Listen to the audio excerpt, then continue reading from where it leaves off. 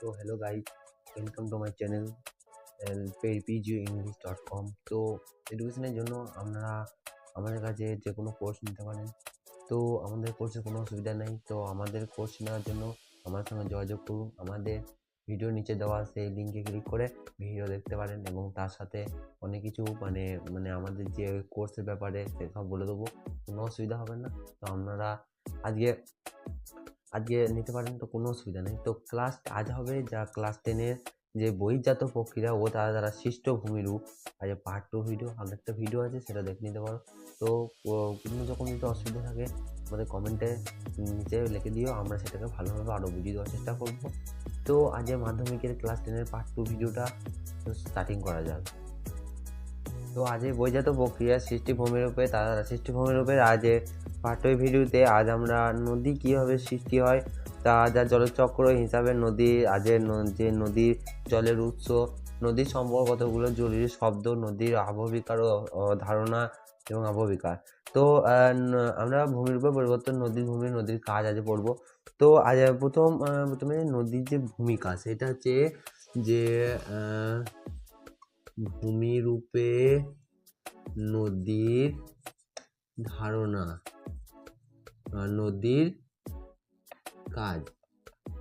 তো নদীর ভূমিরূপ, নদীর কাজের মধ্যে যে ভূমিরূপে যে ভূমিকা হচ্ছে যে ভূমিরূপে এর পরিবর্তনকারী শক্তি হিসাবে নদীর ভূমিকা সবচেয়ে গুরুত্বপূর্ণ, কারণ ভূবিজ্ঞানী হিসাবে দেখেছেন যে নদীর ধারণা একক সম্মিলিতভাবে যে পৃথিবী প্রায় 70% অঞ্চলে ভূমির পরিবর্তন ঘটে চলেছে। তো এটা হচ্ছে ভূমিকা। তো নদী কি এরপর যে নদী কি, ঠিক আছে, নদী যে টপিকটা নিয়ে কথা বলবো সেটা হচ্ছে নদী কি। তো নদী হচ্ছে এমন একটা জিনিস যা নদী হলো যে স্বাভাবিক জলধারা যে উচ্চভূমি থেকে উৎপত্তির পর বৃষ্টি জল, তুষার বা হিমবাহ এবং হিমবাহ গলা জল থেকে এবং প্রশমনের জল দ্বারা পুষ্টি হয়ে ভূমির ঢাল এবং অনুসারে নির্দিষ্ট খাত দিয়ে প্রভাবিত হওয়ার পর সাগর বা হ্রদে মেশে। তো এখানে যে মানে একটা নদী, এই যে ধরো আমি ছবিটা দেখতে বোঝাচ্ছি। তো ধরো তোমাদের এটা নদী, ঠিক আছে, একটা নদী বই চললো, এর মধ্যে যে বাষ্পমোচন এবং তুষারপাত এবং বাষ্পভবন কোনগুলো, এই যে পাশে পাহাড় আছে, ঠিক আছে, এটা পাশে পাহাড় ধরলাম, এটা হচ্ছে তুষারপাত ধরলাম, তুষারপাত আছে। আর এটা ধরলাম নদী, হ্যাঁ নদী। আর এর যে বৃষ্টিপাত মানে এই যে মেঘগুলো আছে এদের দ্বারা বৃষ্টিপাত হচ্ছে, ঠিক আছে। তো এতে কি করে হচ্ছে যে সার্কেলের সাহায্যে আমরা বোঝাবো। এইটা আস্তে আস্তে নদী থেকে তাপ যখন ওপর দিকে যায় তখন মেঘের সাথে মেশে, আবার মেঘের যখন আবার বৃষ্টিপাত হয় তখন আবার সেই নদী এসে মেশে, আবার নদীর মেঘেরও সৃষ্টি হয়, আবার তুষারপাত থেকে নদীর সৃষ্টি হয়। তো সেই বরফগুলা গলে গলে আমাদের যে নদীটা সৃষ্টি হয়েছে।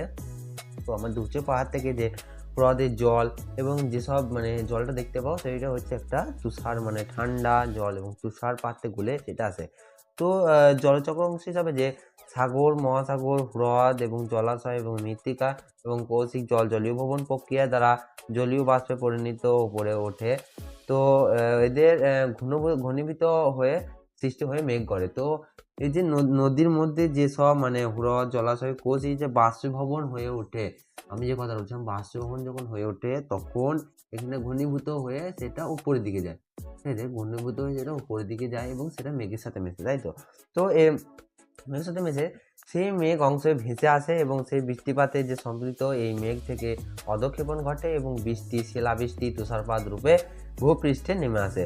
তো আমরা কি বললাম, যেটা হচ্ছে মানে বৃষ্টির জল থেকে, ঠিক আছে, বৃষ্টির জল থেকে আমরা যে অধঃক্ষেপণ বা বৃষ্টি বা শিলাবৃষ্টি তৈরি হয়, মানে এর মধ্যে দিয়ে যে শিলাবৃষ্টিটা তৈরি হয়, আসলে শিলাবৃষ্টিগুলো পড়ছে। তো শিলাবৃষ্টি থেকে যে শিলাবৃষ্টি তুষারপাত গলে কিছু অংশ ছুঁয়ে ভেসে আসে এবং প্রবল রূপে বেরিয়ে আসে এবং অন্তর্গ্রহ রূপে বয়ে এবং কিছুটা বাষ্পীভূত হয় এবং বেশিরভাগটা সেই শাখায় স্থানীয় প্রবাহিত হবে নদী খাত দিয়ে সাগরে ফিরে যায় বলে জলের এই চক্রাকার এবং অভাবত সেটাকে হচ্ছে জলচক্র।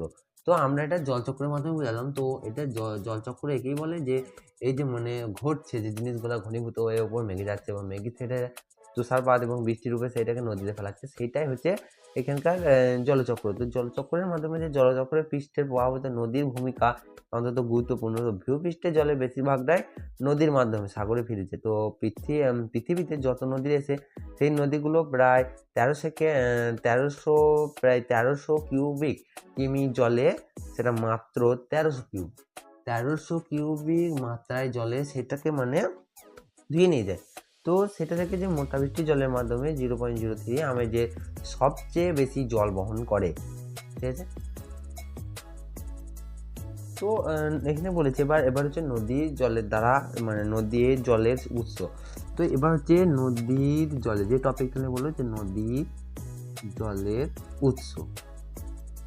তো এটা হচ্ছে নদী জলের উৎস। তো নদী জলের উৎসটা কি বলেছে, বৃষ্টি ও শিলাবৃষ্টির জল এবং তুষার বরফ ও হিমবাহ গলা জল এবং পশুবন দিয়ে বেরিয়ে আসা যে ভৌমজল নদী জলের উৎস ইত্যাদি, এগুলা যখন মানে নদীর যে জল মানে উৎস মানে যেটা সৃষ্টি হয়, জলটা যে নদীর জল যেটা সৃষ্টি হয় সেটাই হচ্ছে এখানকার শিলাবৃষ্টি এবং জল এবং তুষারপাত বড় হিমবাহ বলে সেটা প্রস্রবণ হয়ে সেটা নদীর জলে জমেছে, সেটা কি বলা হয় নদীর জল। তো নদীর জল উৎস বুঝতে পারলাম। এরপরে যে টপিকটা সেটা হলো নদীর সম্পর্কে যে নদীর অববাহিকা ও ধারণা। অববাহিকা কি? তো ধারণা অববাহিকা যে নদীর মধ্যে যে একটি প্রধান নদী এই তার ও উপনদীর যে শাখা নদী মিলিয়ে যতটুকু ও স্থান অধিকার করে আছে তা হলো নদীর অববাহিকা। তো নদীর অববাহিকার আমাজন বা অববাহিকা পৃথিবী এবং গঙ্গা অববাহিকা ভারতের বৃহত্তম নদীর অববাহিকা। তো অববাহিকা আমরা কিভাবে চিনবো যে অববাহিকা কোন জায়গাটাকে বলা হয়, যখন ধরো ছবিটা আমি এঁকে বোঝাবো। তো নদী অববাহিকার মধ্যে আমরা যেমন ধরো এখানে তোমাদের একটা স্থান, ঠিক আছে, এখানের মধ্যে অনেকগুলো পাহাড় আছে। তো এই পাহাড়ের মধ্যে যে সব জল যেমন আঁকে বাঁকে এদিকে যায়, ঠিক আছে, যখন নদীর সঙ্গে মেশে তখন এই নদী অববাহিকার মধ্যে যে পর্বত উচ্চতম, এগুলো হচ্ছে উচ্চতম পর্বত। তো এভাবে নাম দিলাম পর্বত, ঠিক আছে।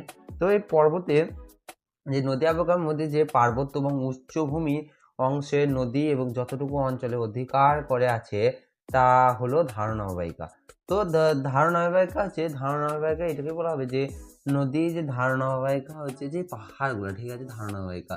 আর এইটা হচ্ছে তোমার নদীর অববাহিকা। তো নদীর অববাহিকা যেসব মানে উৎস গোমুখ থেকে হরিদ্বার পর্যন্ত গঙ্গা অববাহিকা অঞ্চল ধারণা এবং অববাহিকার অন্তর্গত নদী গতিবেগ এবং ঢাল পরিমাণ এবং যে গুণাগুণ ও তার যে জলের পরিমাণ, নদীর যে সারা বছর জলে যে প্রবাহ থাকবে কিনা ইত্যাদি বিষয়গুলি অনেক ধারণা অববাহিকার যে চরিত্র উপর নির্ভর করে এবং নদীর যে জল সংকট ক্ষেত্র থেকে হলো এইটা হচ্ছে ধারণা অববাহিকা। তো ধারণা অববাহিকা জলবিভাজন দ্বারা হয়েছিল। তো জলবিভাজনটা কি? তো এবার টপিকটা হচ্ছে জলবিভাজন। তো আমি লিখছি জল বিভাজন। তো এই জলবিভাজনটা কি, যে উচ্চতম দুটি অত্যাধিক যে নদী গোষ্ঠী বা নদী অববাহিকাকে পৃথক করে তা জলবিভাজন, পাহাড় পর্বত এবং শৈলশিরা ইত্যাদি উচ্চভূমি যে জলভূমি রূপে অবস্থান করে তাদের যে হিমালয় পশ্চিম ঘাট বিন্দু প্রভৃতি পর্বত হলো বিখ্যাত জলবিভাজন। তো মধ্য এশিয়ার যে উচ্চতম প্রত্যক্ষ বিভাজনটা যে সেটা হচ্ছে বিখ্যাত যে একটা জলবিভাজন সেটা। তো নদীর কাজ, এবার হচ্ছে নদীর কাজ। তো নদীর কাজটা কি? নদীর কাজ তো নদীর কাজ হলো উৎস থেকে মোহনা পর্যন্ত নদীর ক্ষয় এবং যে বহন ও সঞ্চয়, এই তিনটি প্রক্রিয়া ভূমির পরিবর্তন ঘটায়। তো নদীর কাজটা পরের দিন পড়াবো। যদি আমাদের ভিডিও ভালো লেগে থাকে তাহলে চ্যানেলটিকে লাইক সাবস্ক্রাইব করে দিও এবং তোমরা যে জিনিসটা বুঝলো না সেটা কমেন্ট করে আমাদের পাশে থেকো এবং আমাদের চ্যানেলটা সাপোর্ট করো।